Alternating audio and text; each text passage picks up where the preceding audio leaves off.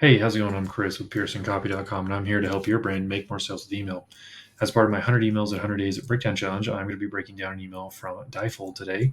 I came across their brand in my Facebook feed as an ad. They were running a promotion there for this collapsible water bottle.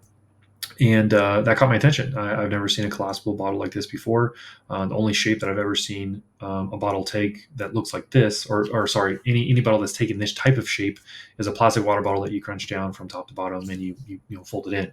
But this is reusable. This is a reusable bottle that you can do that with, and it folds flat, so you can actually store it a lot easier. So I thought that was really interesting, and I wanted to dig into this brand and their email and what they got going on. So I signed up for their email list, and at the time of me signing up, this is the welcome email that I received. And I'm going to go ahead and break this down for you, pull out some insights, show you some things that I would probably test or change, and then also just keep in mind taking these insights back to your brand and testing them on your own welcome emails and seeing what you can do there. So with that being said, I'll go ahead and dive in. Here, we're going to start the subject line. We've got the waving hand emoji. Welcome to DiFOLD. I think this is great. Pretty straightforward. Welcome to brand with a little bit of personality with the emoji. Something here that you could test. I always say test subject lines, do an A/B test on this. Is maybe go something a little more playful or something talking about this German sustainability award. So that's a big deal. It's social proof that this is actually achieving the mission that this brand is trying to achieve. But why does that matter to the customer? So if we can find a couple statements or a couple of lines or maybe a couple of words that this foldable water bottle actually is going to make a difference in the customer's life as opposed to the industry's life, the sustainability and those things are important, but the customer's thinking, how's it going to benefit me? What's in it for me? Why should I care? So maybe test that and say, welcome to DiFOLD, or welcome to the movement, or welcome to collapsible repackaging, or something like that. Maybe test that and see if you can get some more opens, more clicks, etc. Next thing here, let's see, I forgot the note here. Oh, that's what it was. So here we have DiFOLD, which is the brand name, and then we have, looks like, was it a tilde, and then unfolding reuse. So I don't think this is their brand name, part of their brand name, but it is a benefit, right? It's the benefit in the from name. So the first thing you read when you see an email in your inbox from DiFOLD is DiFOLD unfolding reuse. So they're trying to move the subject line and just copy into the from name, which some people do. Some people say like from your abs or from your feet or something like that to make things a little more fun. They're pushing the benefit into the from name, which I think is interesting. You can try and test this and see if it gets you more clicks as in opens. But it's something I would consider testing and just see. Also in this email, when it comes to the from name, they actually the two, it looks like the brand owners introduce themselves, Radina and Patar. So I would potentially say from Radina or from Radina and Patar and put it here in the from name, because that's who essentially is writing this email. That's how they position it. So why not make it from them? And if you do that from name that way, then say welcome to DiFOLD, email from Radina and Patar, etc. That you can probably test that and see if you can get some more opens that way. Cool. Moving on. So next thing here, we have the DiFOLD brand name and the logo. Very small, very non-invasive, so it doesn't really catch your eye. You see the logo, and it doesn't keep your eye from moving down the email. It doesn't get in the way. So I think that's great. And I mentioned this a second ago, but the German Sustainability Award Design 2022, they have that overlaid on this graphic with their collapsible water bottles, or the collapsible bottles, which I think are awesome. This is super unique, super interesting. I've never seen this before. And I shop water bottles quite often, so I would consider myself a water bottle shopper. So I haven't seen these yet, which is great. So yeah, they combine the graphic here, so you can have a visual of actually what happens to the bottle. So you can say collapsible bottle, and people are like, okay, does it fold? Does it bend? Does it go inside itself? Like, what does it do? This visual actually, I would imagine, is super helpful for people. So they're pairing the demonstration of the product with the social proof of, hey, we're achieving our mission of being sustainable, which is great. Next section here, the hey, welcome to DiFOLD, where Radina and Patar from DiFOLD with the waving hand emoji again. I think it's a great headline and opening line. It feels personal. It feels like it's coming from an actual person or set of people as opposed to from a brand, which is great. I do think they need to pick if it's from Radina or Patar and just have it from one of them. That could help too. So up here again, from name Radina, shop at, and then say, hey, this is Radina and my partner Patar from DiFOLD. We're working on, and that's fine. But I would just maybe work on that connection here between the from name and introducing yourself personally. That disconnect may throw people off, be like, oh, is this a personal email? Is it a brand email? Are they faking it? What is this? It might bring them out of the email, which means they're going to start critically thinking instead of emotionally feeling when they're reading. Critically thinking, or emotionally feeling. You want them emotionally feeling.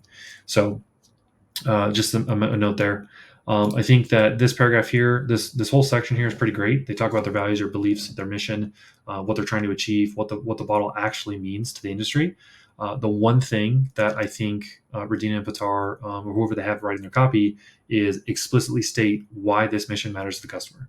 So they know what it does.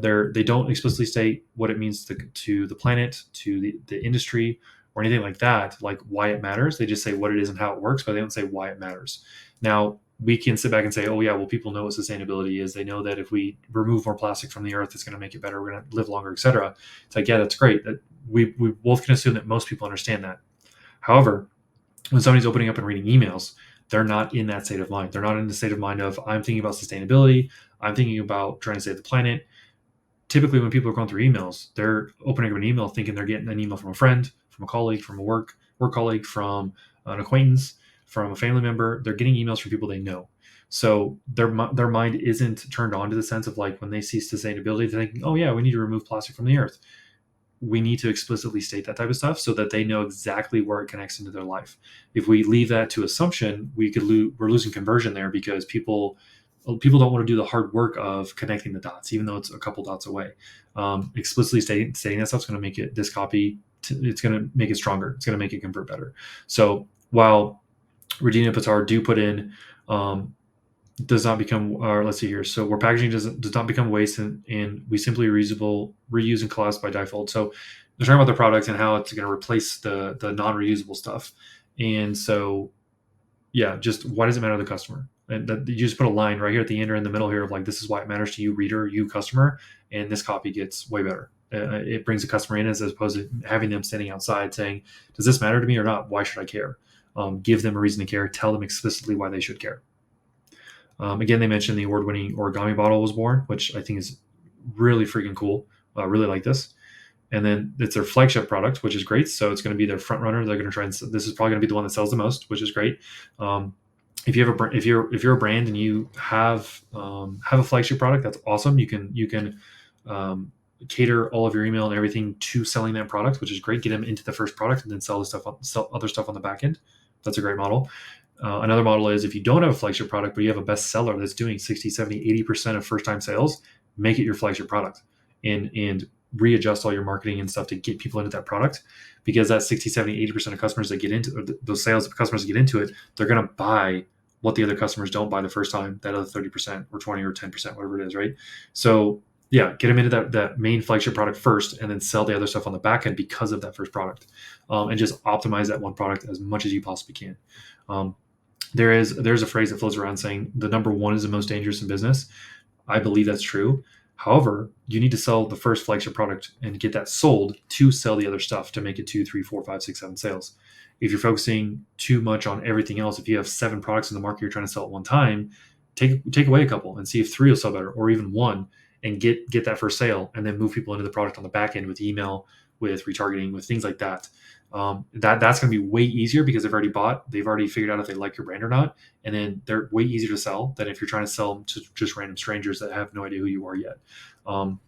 It's something like 6, 7, or 8 times easier to sell to an existing customer as it is to a new one. You have, I think it's between like 50, 60, 70% higher success rate selling to existing customer, as opposed to a 5, 10, sometimes at the best end, 15% success rate selling to a brand new person who doesn't know who you are, a new customer. So the sooner you can get that first purchase done, the more likely the customer is going to buy on the back end, and they're going to buy more from you because they already trust you. So just keep that in mind when you're looking at flagship products or that model you're trying to run to get the first sale plus all the other stuff on the back end. Let's see here. So, yep, again, great mission, origami bottle, to fight single use and impact the packaging industry. Again, why does that matter to the customer? Why does that matter to me? Why does that matter to the person who's going to buy the origami bottle? What does that mean for them?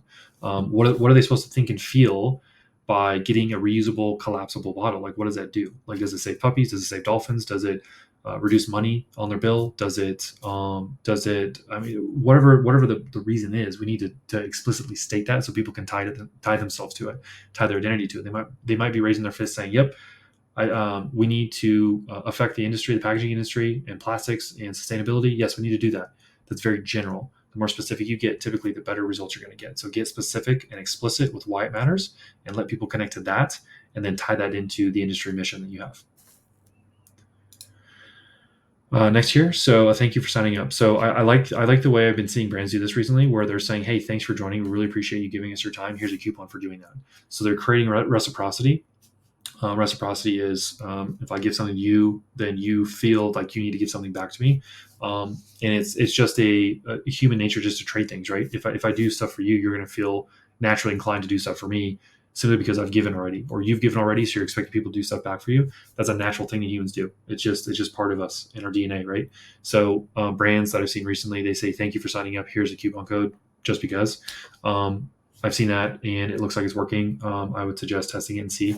If you're not using a 10% code like on the front end to get people to sign up, you're just saying, "Hey, sign up to be a part of our community or be part of the movement." That's fine. And then give this coupon code after they sign up, so it's like a surprise. Test it and see if it works. I think it could work really well positioned like this. Expiration. So PS, the code expires in 7 days. I would make this copy way bigger. I would make this the point of the code. So 10% off here. Here's the code. I put this code expires in 7 days right below between this and the button. So they have to pass it to get to the redeem the discount. And I would make it bigger. I'd make it a little bit smaller than this code and say, "Hey, just to let you know, it expires in 7 days. You have to take action to use this code." Trying to hide this and and people potentially could pass over it and not see it. If it does expire and they want to use it, it's going to piss them off. So there's only downside to this by not telling them. There's a neutral or upside if you do tell them and say, "Oh," they might say, "Oh, well, that's a bummer. It's only 7 days. What if I don't want to buy?" You've already told them. You've set the expectations. It's out in the open. It's out in front, and they're not going to get upset with you by having a rule that they already know about that's going to happen. But if they find out this rule after it's a disadvantage to them, they're going to get pissed. They're going to be upset. They may not say it, but they might. I mean, make it bigger. Make it very known that expiration is done in 7 days. And I would assume I just signed up for this same day that I'm recording this video to DiFOLD's list. So I'd assume their welcome email, they have a series and they're going to walk people through that and try to get them to use the code on the origami bottle. So last few pieces here, feature and benefit here, free shipping on 2 or more origami bottles. So if you buy more, you get free shipping. You have your promise, fold it flat, take it anywhere. Well, actually, that's more of a feature. It's a feature. So fold it flat's a feature, take it anywhere is a benefit. So it's a feature benefit combo. Just update that, which I think this right here could be its own email. Like the fold it flat, take it anywhere. You could talk about all the reasons why non-foldable, non-collapsible bottles are a pain in the butt, and why having a collapsible fold it flat bottle is actually going to save you room, time, money, energy, stress. It's going to do a ton of things for you that non-collapsible bottles can't. And I would make this its own. I'd make it its own email. Is essentially what I'm trying to say. Then your socials, your footer, and then the final piece here is the OmniSend. So typically with email softwares, if you have this at the bottom of your emails because you're not on a paid plan yet, I would get on a paid plan and just bite the bullet there to get rid of this. So people are scrolling around, they don't click on this accidentally, go to OmniSend or Klaviyo or wherever your software is. Just remove this, get it out of the way, so it doesn't confuse them. It doesn't take people to other places you don't want them to go, and it focuses all your attention on your email and your offer. So with that being said, thanks for watching. There's a few insights here. I think the 2 big insights are, one, if you're gonna open up with a personal opening line, I would make the from email personal. Make it from Radina or Patar here. The second insight, the expiration code, the 7 days here, I would make this way bigger and make it a point to say, "Hey, you only have 7 days." Create that urgency.